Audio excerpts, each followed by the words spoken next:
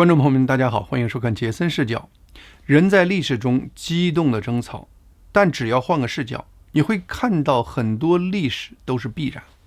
今天我们就来谈谈川普革命、俄乌战争中的那些必然，还有过程中中共的宿命。在这次川普革命中，引发最大反弹的一个行动，就是大规模削减联邦政府雇员。到目前为止，马斯克和他的斗志团队是实施这个行动的急先锋。这个行动让马斯克承受巨大压力，美国各地都有大量针对马斯克的示威抗议活动，社交平台上不断有人发视频暗示和鼓励别人针对马斯克下手。3月初，马萨诸塞州的一个特斯拉充电站遭到疑似故意纵火，7个充电桩被烧毁。另外，在科罗拉多州，一个人多次对特斯拉销售点进行涂鸦和投掷燃烧弹。仅在过去3个星期，马斯克的特斯拉公司的股票就下跌了近30%。3月6日，川普召集他政府中多个部长和马斯克开了个会，专门讨论进一步裁减联邦政府雇员的问题。多家媒体对这个会议进行了报道，提到川普指示他的内阁部长们要在所在部门的人事决策上发挥主导作用，而不是让马斯克全权负责。但是多数旧媒体解读的焦点都是，这是川普团队出现内斗的表现，这是川普在削减马斯克的权利。一些媒体再次引用无所不知的匿名知情人士的说法，说召开会议的原因是各部门负责人对马斯克斗志团队的强硬手段不满，而且共和党国会议员也因为接到了大量选民的愤怒电话，对马斯克的做法感到沮丧。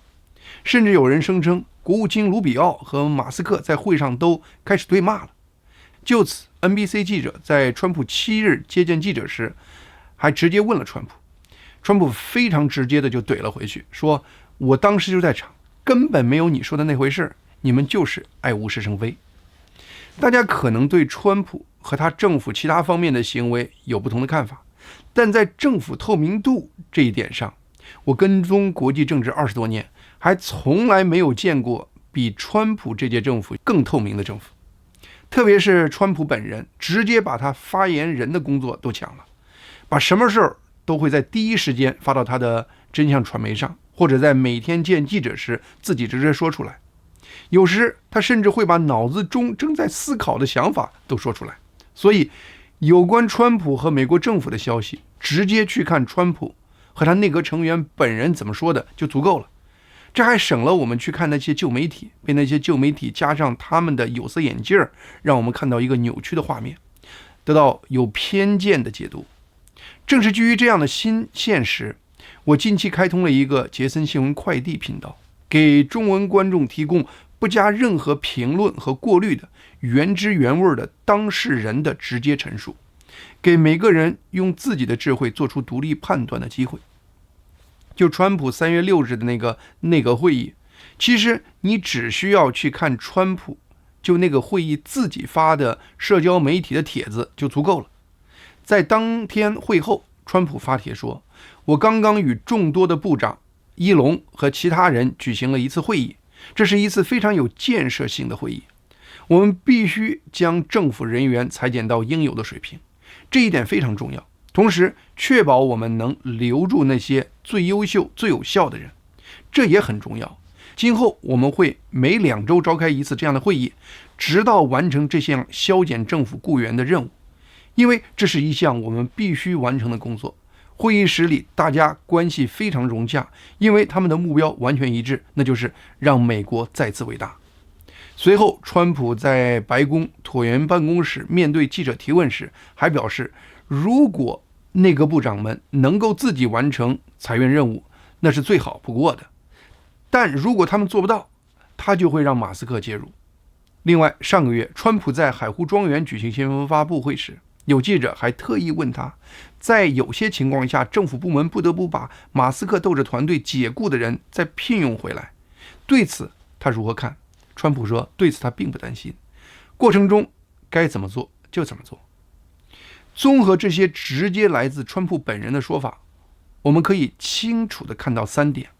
第第一点，川普对大量削减联邦政府雇员这事儿的决心，可以用不惜一切代价这个词来形容。第二点，川普提到以后每2周开一次会，直到完成这项任务为止。但哪个部门如果做不到，那时他就会派马斯克亲自介入。这说明什么？在川普脑子里，他对各政府部门应裁员的比例是有一个目标的，而且这个削减目标大概率是一个大的惊人的比例。第三点，川普3月6日召开这个会议是想加速这个裁员过程，让各部门负责人来直接负责裁人。一方面可能是为了减轻马斯克个人目前承受的巨大压力，另一方面这可能也是在确保这个行动能用并行的方式最有效的在各部门同时推进。为什么川普如此重视裁减政府雇员这个问题呢？有人在网上评论说，这是川普在惩罚这些政府雇员，因为他们中超过95%的人都是民主党的忠实支持者。也有人说，这是川普吸取第一任的教训，通过对政府职员大换血来确保他在第2任期中不会再遭到那庞大的深层政府的制约和抵制。人类社会很多大事情能发生，往往是有多种原因造成的，同时也往往会产生多个层面的后效应。我没有证据证明前面那些说法完全是空穴来风，不过如果根据我从经济层面的分析，川普削减联邦政府雇员这个行动就不再是一个主观的个人决定，而变成了一个客观的必然任务。屏幕上显示的表格是美国联邦政府2024年财年的财务状况。左边一列显示目前美国政府总资产是 5.7 万亿美元，而右边一列显示目前美国政府的负债是 45.6 万亿美元。美国政府目前资不抵债的缺口达到惊人的40万亿美元。40万亿是个什么概念？2024年美国的 GDP 是29万亿，也就是美国的绝对债务是美国全国 GDP 的 1.4 倍。如果这是任何一个公司的负债表，这个公司基本就该散伙了。让我们再细看右边债务那一列，其中最大的债务是联邦债务和利息一项，总额是28万亿，而排第2项的就是联邦雇员和退伍军人的福利，这一项的总额是15万亿美元，占美国总负债的1/3。这个负债项目到底是什么意思呢？以政府雇员为例，美国政府每雇佣一个人，除了每月给这个人发工资以外，这个人还会自动被加入美国政府给他们提供的退休金等各项福利计划中。这些政府雇员的福利计划就相当于美国政府和这些雇员签的合同，承诺给这些政府雇员提供终生福利的合同。因此，这些政府雇员的福利会变成美国政府的负债。有人可能会问，入职美国公司的人，他们也会得到很多个人福利啊，为什么你要专门针对政府雇员的退休福利说事呢？原因很简单，那些美国大公司的退休福利再好，他们也只会反映到那个公司的负债表中，而不会进入美国政府的负债表。如果造成那个公司的负债表非常难看，甚至造成那个公司最后倒闭了，那是那个公司的人倒霉，和美国其他老百姓没有关系。因为政府雇员的福利是进入美国政府的负债表的，这就意味着全体美国人都必须对这个政府雇员的福利承担责任。如果政府雇员的福利不断增加，雇员的福利要么会造成政府负债总额增加，要么会侵占政府的其他开销，迫使政府降低给社会提供的服务项目的数量和质量。虽然我们现在谈的是美国联邦政府的事情，我可以举一个美国地方政府的例子，让大家更容易理解我上面谈的关键概念。20年前，我一个朋友在纽约市北面一个叫 Yonkers 的小城工作，当时他就职的是一个50人的小公司，公司福利还不错，不过后来那个小公司就黄了。虽然我朋友失业了，但是那个公司的倒闭对 Yonkers 的大多数居民的影响几乎是0。我记得他当时还告诉我，在经济好的时候，这个杨克尔斯政府出了很多地方法规，给市政府雇员，特别是市警察提供非常好的退休福利。好到什么程度？有些警察不到50岁就能退休，而且退休后的退休金可高达每年10万美元。后来这个小城的经济开始不好了，税收开始下降，但是退休人员的数量却在不断增加，结果大量的城市税收被迫用来支付退休人员的福利，剩下的钱连维持杨克尔斯市的正常运转都很困难，甚至没钱买基本的警用器材。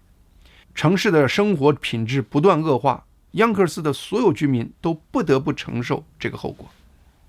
通常企业大量招人并提供高福利，对经济来说是好消息，是在刺激经济。但政府大量招人并提供优惠的福利，虽然短期内也能刺激经济，但长期看它会演变为整个社会的负债。企业负债高到资不抵债时，企业会以倒闭的方式了断，就如同大树的一个小枝儿坏了，对整个大树，也就是对整个社会的影响非常局部。但是如果政府高负债，就如同大树的主干出了问题，因为政府通常不存在倒闭的可能性，全社会的人都不得不永远背负政府的负债。政府效率低下几乎是世界多数国家的通病，效率低下的结果就是政府雇员的人数会不断膨胀，其结果是各国政府负债将不断增加。逆转这个趋势非常难，通常都要求这个社会能实施实质的深层改革，甚至是要进行一场革命才能实现。这就是从经济层面解释为什么川普把大量削减联邦政府雇员作为他川普革命的一个重要目标。削减政府雇员不但能够减少现在的财政支出，还能削减未来雇员福利方面的政府负债。当然，任何事情都有个度的问题。理想的状态是选择雇佣工作高效的政府雇员，以此保证以最少的雇员人数来完成政府必须完成的责任。这就是川普在他社交媒体平台上发的帖子表达的那个意思。我这里讲的这个经济概念其实是个适用于全球各国的概念。例如阿根廷，它的经济在大政府的重压下经历了上百年的经济衰落。阿根廷总统米莱从2023年底开始对阿根廷经济实施休克性的疗法，目前已初见成效。他做的第一件事就是大刀阔斧地裁减政府部门，裁减政府雇员的数量。而就中国而言，目前中国社会福利，例如社会医疗福利，资金供给严重不足，但是深挖其中的主要原因还是中国用于医疗、养老等福利项目的资金以制度的方式大量被中共体制内的人占用了。前面谈到，在财务意义上，政府雇员的福利其实就是政府的负债。同样的思路，美国对全球其他国家在军事和经济上的承诺，其实也是美国政府的某种负债，虽然这个负债不会体现在常规的财务表格中。从这个角度看，美国对北约、对欧洲诸国、对乌克兰的军事保护和援助，其实都可以看作是美国某种形式的负债。我在2月22日的节目中谈到了一个决定大国债务危机临界点的弗格森定律。目前美国的债务就正处在这个危机临界点上。美国对外的这个承诺从经济层面其实已经变得不可持续，因此从经济和金融的角度去看，最近川普的一系列政策，包括他对乌克兰战争的政策转变，对北约诸国的态度和可能的政策调整等等，本质上都有他在经济层面的必然性。川普表达的各种解释，其实不过是这个必然性在意识形态层面的表现罢了。此前，美国历届政府对欧洲诸国、对北约盟友都是苦口婆心的劝说，恳请你们实现北约各国的承诺，把你们的军费开支提高到你们 GDP 的 2%， 好吗？大多数北约国家把这样的苦劝全当作耳旁风，就好像一个已经成年的儿子白吃白住在家里，无论家长如何苦劝他出去找工作，这孩子都是戴上耳机，专心在自己房间打游戏。最近，川普在乌克兰问题上一通猛操作，最后为了一个泽连斯基的态度问题，把远道而来的一个处于战争状态3年的国家元首给轰出了白宫。对此，欧洲诸国是看在眼里，恨在心里。短短一个来星期，就开了多个全欧范围的领袖峰会，一边骂着川普无人性，一边咬牙发誓要重建欧洲独立的军事力量。3月6日，欧盟27国会议提出了多个在1个月前还不可想象的方案，其中包括立刻修改相关欧盟条约，增加欧洲联合防疫的内容，发行欧盟债券，用于建立欧洲自己的国防和地区性的军工产业集群，而建立一个独立的欧盟军事指挥和控制中心等等。另外，欧洲第1大经济体德国近期也表示，计划修改它的债务法律，允许军事开支在超过德国 GDP 1%后，依然可以不受它此前债务刹车政策的限制，以此来增加德国未来军事投资的规模。另外，德国还计划建立一个5000亿欧元的特别基金，用于基础设施项目，并刺激经济。虽然我对欧洲诸国未来到底能不能真的实现这些计划还持保留态度，但是能够痛下决心建立这些目标，就是一个进步。这像极了忍无可忍的家长把整天待在家里打游戏的儿子赶出家门的过程。痛哭流涕的儿子一边痛骂这毫无人性的父母，一边开始准备简历找工作，并设立自食其力的人生计划。身在其中，我们看到的是大人吼，小孩哭，让人既寒心又伤心。但回过头来看，好像川普最初的目的还真的达到了。不可否认的是，乌克兰在这个过程中，从精神到物质再到战场，都承受了巨大的痛苦。川普对乌军断供军事援助，如我上期节目预测的，让俄罗斯一方士气大振。目前他们在库尔斯克地区从东西北3面对乌军发动大规模围攻，造成大量乌军陷入重围。因为美军还停止了向乌克兰分享军事情报，另外在川普政府的要求下，美国公司 Maxar 也暂停了乌军使用它的卫星图像服务的这个权利，结果导致乌军无法掌握俄军动向，无法救出被包围的部队，同时造成乌军的海马斯火箭系统和爱国者防空系统也几乎处于瘫痪的状态。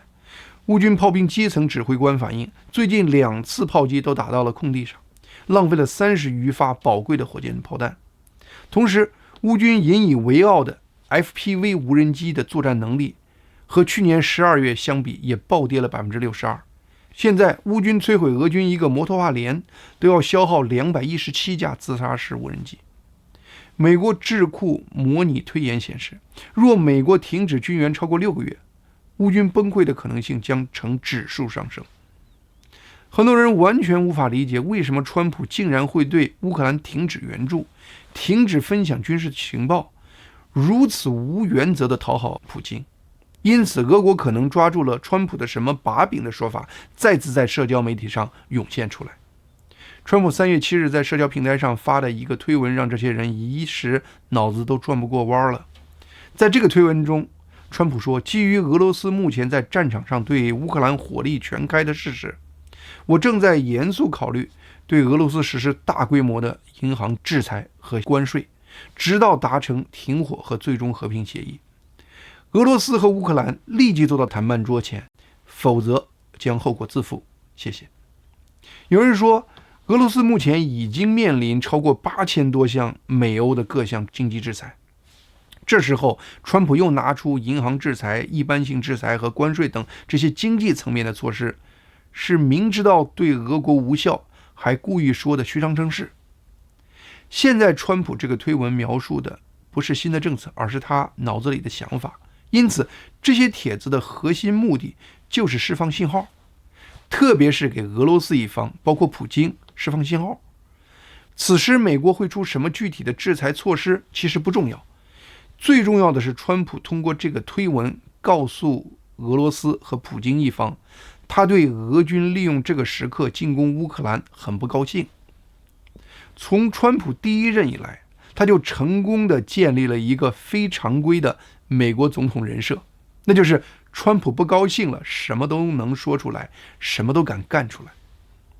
有人说川普手里对俄罗斯和普京没什么牌可打，其实川普在做事上的不可预测性就是川普手中最大的一张牌。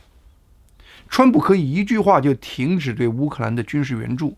停止和乌克兰分享军事情报，以此让乌克兰军队在战场上立刻处于劣势。同时，川普也可以一句话就继续对乌克兰的军事援助，重新开始和乌克兰分享军事情报，让俄乌双方在战场上再次进入焦灼状态。因此，普京和俄罗斯应该会认真考虑川普的态度。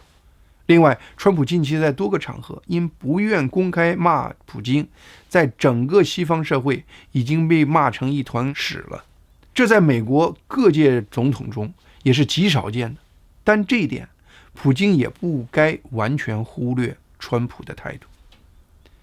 英国、法国等国在上周伦敦会议后提出了一个部分停火计划，希望俄乌双方能暂时停止互相攻击对方的能源设施，停止在空中和海上的军事行动。俄罗斯对这个建议的基本态度是：你们哪儿凉快哪里待着，没工夫和你们谈。与此同时，又有消息说，普京和俄罗斯的确向川普政府传达了愿意和乌克兰有条件停火的想法。3月7日周五，彭博社发表了一篇独家报道，引述知情人士的消息说，俄罗斯一方在2月份和美国官员会谈时曾表示，只要双方在最终和平解决的大框架上取得进展，俄罗斯愿意和乌克兰讨论短期停火的可能性。俄罗斯在有关和平方案的大框架中特别强调要确认最终参与维和任务的国家有哪些。俄罗斯明确拒绝北约部队作为维和部队进驻乌克兰。他们说，未来的维和部队必须符合俄方的利益，因此俄罗斯希望让独联体国家来执行未来的维和任务。同时，俄罗斯也表示不反对未来由中国向乌克兰部署维和部队。与此同时，3月7日，泽连斯基发视频表示，乌克兰一方的目标也是尽快实现和平，而且是那种能够尽可能可靠的确保未来安全的和平。而且泽连斯基还表示，目前乌克兰和川普的团队正在各个层面进行有史以来最密切的沟通交流工作。泽连斯基确认，乌克兰可能在3月11日左右在沙特和美国进行一次会晤，重点讨论俄乌和平协议的大框架，以及实现初步停火的可能性。双方可能还会讨论因白宫争吵而被搁置的美乌双方的矿产协议。乌克兰方面希望通过这次会晤来改善与美国的关系，争取恢复美国在武器和情报方面的支持。另外，这个会晤再次选在沙特，也让乌克兰感觉被公平对待了。此前，俄罗斯和美国绕过乌克兰，单独在沙特会晤，让泽连斯基和乌克兰非常不高兴。《华尔街日报》3月7日发表了一篇文章，标题是川普的强硬外交能把人拉到谈判桌，但能达成协议吗？文章延续了《华尔街日报》在有关川普问题上的一贯文风，在不得不承认的事实上，低调夹带着攻击川普的内容和视角。别说川普用了什么手段，《华尔街日报》这篇文章至少不得不承认一点，那是川普把交战双方硬拉到谈判桌上了。双方目前展现出来的还只是讨论暂时停火的可能性，这当然不意味着未来的谈判会一帆风顺地进行下去。因此，《华尔街日报》那篇文章后面的话基本都是废话。当年朝鲜战争，双方从战争刚打满1年就开始谈判了，但是在随后的2年中，一直是谈不妥了就接着打，打不动了又开始谈，就这样谈谈打打的又折腾了2年多，才最终签署了一个临时停火协议。结果那个所谓的临时停火协议却在70多年后还成功的让南北朝鲜处于基本和平的状态。川普近期的一系列言论和操作让一些人感觉川普就是个疯子，但是我相信川普是真心希望俄乌双方能够停火。目前乌克兰和欧洲诸国和川普所有分歧都来源于一个基本的认知差别。乌克兰和欧洲诸国对普京和俄罗斯从骨子里不信任，但是川普却似乎对普京和俄罗斯有着只有他知道的额外的认知，让川普相信普京也会真心想和谈。3月7日，在川普回答记者问题时，说了下面一段有关双方和谈的话。川普说，乌克兰希望达成协议，因为他们别无选择。我也认为俄罗斯也想达成协议，因为在某种不同的情况下，一种只有我知道的不同情况下，俄罗斯也别无选择。川普特意强调了2次，这种特殊情况只有他知道。很多人都在讨论川普这里指的不同情况到底是什么，目前我还没有看到一个合理的解读。